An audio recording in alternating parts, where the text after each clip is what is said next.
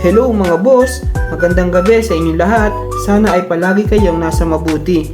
Sa mga oras na to pala ay kakatapos lang ng 8 hours duty ko sa Landmark. Kaya eto, dali-dali na ako nagpalit ng long sleeve ko na pangbiyahe. Lalagari muna ako para kumuha ng pang-budget para bukas. Kaya't samahan nyo ako. Let's go! Heto na nga pala ang first book ko, si Sir. Bali, nakaabang na siya sa pick-up location. Nakakatuwa nga kasi nakangiti agad si Sir nang sumalubong sa akin. Daan lang kasi sa aura kapag ganun yung approach sa'yo ng pasahero mo, good vibes kumbaga.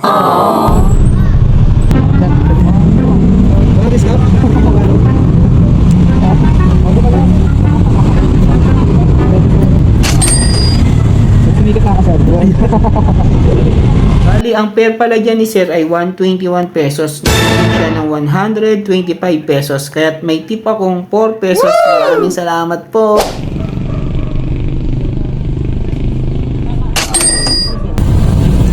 Ang rates 101 lang ang fare ni Sir. Yung answer 105. Ito na pala yung pang third booking ko at mabilis lang din kami nagkita ni Sir. Dahil nakaabang na agad siya sa pick-up location niya at habang nasa biyahe, quick usap-usap lang ang naganap. Ang bait ni Sir, parang ang tagal na naming magkakilala.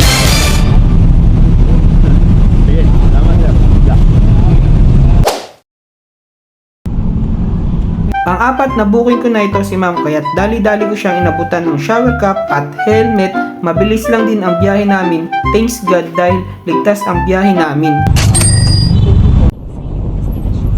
Bali si Ma'am, medyo nag-alangan daw siyang lumapit sa akin kasi nakagrab akong uniform. Morbid kasi yung binok niya. Sabi ko, pasensya na Ma'am, nasa labahin kasi yung uniform ko. Wala kasi yung long sleeve ko, tapos every 3 days pa kami naglalaba. Sana mabigyan ako ni Pro Rider ng jersey pag na-chepohan niya ako sa kalsada. Thank you po. Thank you, kuya.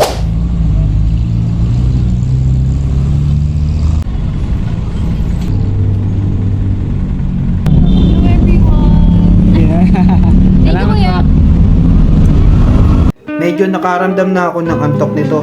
Gusto ko na sana umuwi kaso napakalayo pa nito sa bahay. Sayang naman kasi ang gas kung tatakbo yung motor nang walang angkas.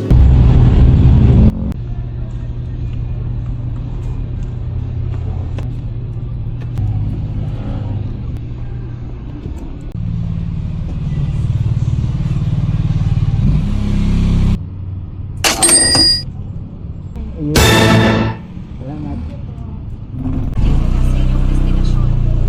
Ito na nga at pinasukan na tayo ng panghuli nating booking. Paranaque to Taguig na lang kaya malapit na to sa bahay namin. Ang sarap lang sa pakiramdam kasi lahat ng mga naging pasahero natin is safe naman natin na ihatid sa kanilang mga bahay. Maraming salamat po Ama kasi sa araw-araw namin paglalakbay ay lagi niyo po kaming ginagabayan. Binibiyayaan at nagkakalooban ng pangkabuhayan sa pang-araw-araw.